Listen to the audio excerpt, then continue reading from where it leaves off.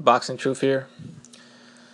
It's never ending with Andre Ward. He continues to find a way to disappoint his fans, whoever remains to be his fans. I mean, I'm pretty sure a lot of jumped off the bagwagon the past year over because of his actions, and mostly outside the ring. The guy doesn't fight that much nowadays. Well, I'm still holding out hope that the fight with Sullivan Barrera will happen. But as each day passes, I'm losing more and more belief that the fight's going to happen. It just doesn't seem like Andre Ward wants to fight. Or he doesn't want that fight with Sullivan Barrera.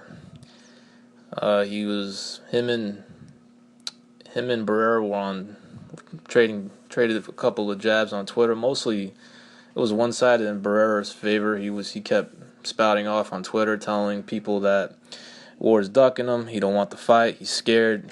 He's delaying and sending. His team's delaying the sending the contract. He's agreed to everything, even the low offer they gave him.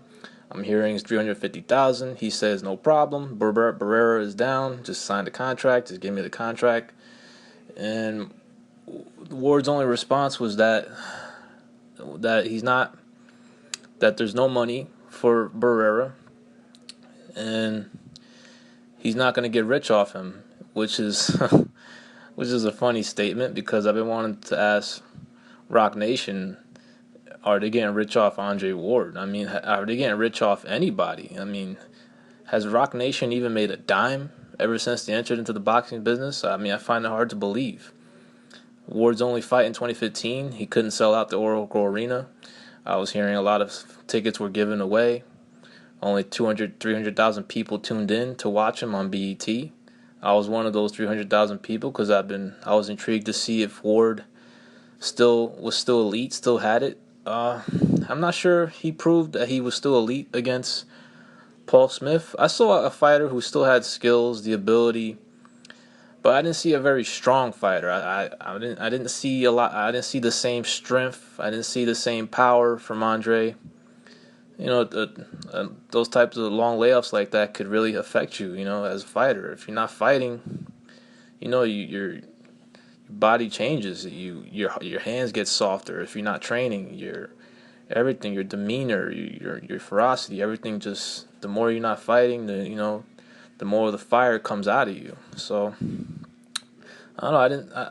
Ward, he looked good beating Paul Smith, but it was Paul Smith. The guy was a heavy bag. He didn't offer much resistance, barely threw anything back, and Ward got him out of there. He did his job, got the win, and now we're trying to see if he'll finally fight a ranked opponent.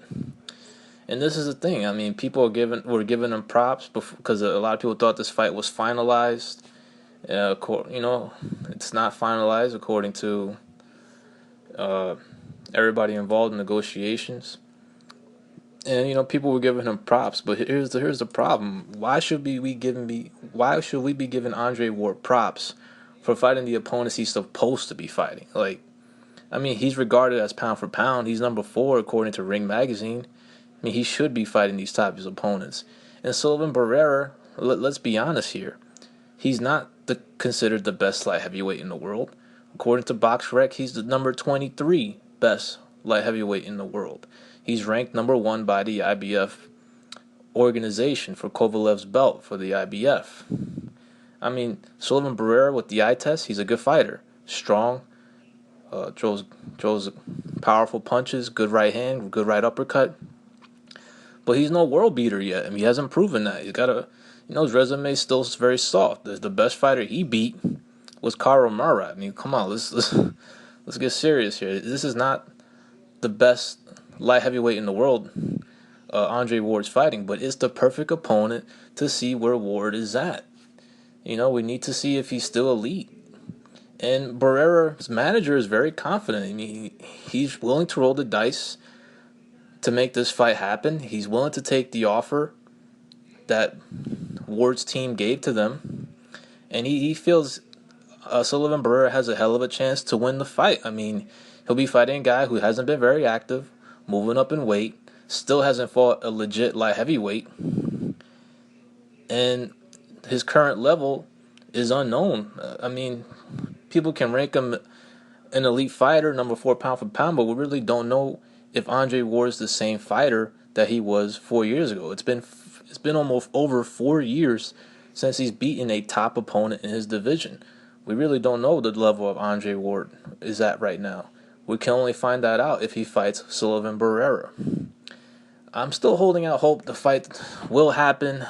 I'm not. I don't know. It's kind of like 60-40 of it happening, based on a few reasons. Because I believe HBO really wants this fight. Rock Nation really wants this fight.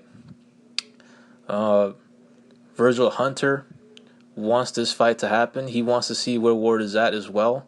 Everybody involved in Ward's side wants this fight to happen. So I don't see why this fight is not going to happen. But if it doesn't happen and he fights, I mean, I don't see how he could do that. How is he going to fight, another soft touch on the HBO platform? You can do that on a pay-per-view because HBO doesn't have that same, control of opponents when it's on a pay-per-view. But when it comes to their main network, they have they have the right to reject any type of opponents you want on their network.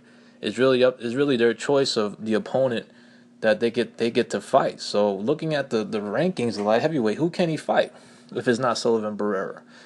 Kovalev's booked. Fonfara is an Al Heyman fighter, not happening. Elador Alvarez, Al Heyman fighter, not happening. Jurgen Bragmer only fights in Germany, not happening. Beterbiev is an Al Heyman fighter. He needs surgery, not happening. Pascal's booked. Marcus Brown's an Al Heyman fighter, not happening. Who can he fight? I mean, he already beat Bika, old Al Heyman fighter anyways. Shabrinsky just fought. I mean, Nathan Cleverly, I don't know his situation. I don't see that fight happening anyways. Evan Rodriguez, like Al Heyman fighter, not happening.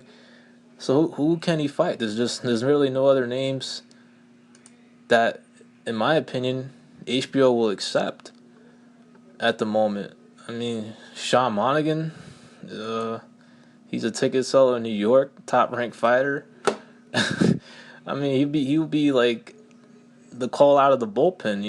He would be for emergency purposes only. But I don't see that fight happening. I don't see Bob Arum put him in there with Sean Monaghan. I just don't see many names where Sullivan Barrera is replaceable, where HBO will be happy, to air the fight. I mean, it's unknown. I mean, that's why I'm holding out hope that the fight will happen. I mean, Ward should be able to handle this guy. If people say he's just, if he's still at that elite level fighter, if he's really number 4 pound for pound, he should be able to handle Barrera. It's not an easy fight. It's a tough fight. But Sullivan Barrera is very untested. He's still unproven. He still has a very weak resume. But he has a lot of physical ability. He's very strong. Got a good uppercut. But he has flaws as well. He puts his hands down too low. His right hand's too low. There's a lot to exploit for Andre Ward, and he's a straight up and down fighter. Doesn't have a lot of angles. Really basic, but very strong, very physical. So Ward's gonna have to be, at his best to beat him. But he should be able to outclass with his skill and his feints and his movement. He should be able to beat this kid. If he can't, then he might as well not be fighting, or even possibility of talking about a fight with Kovalev. He can't beat this kid. Anyways, this is Boxing Truth. I'm out.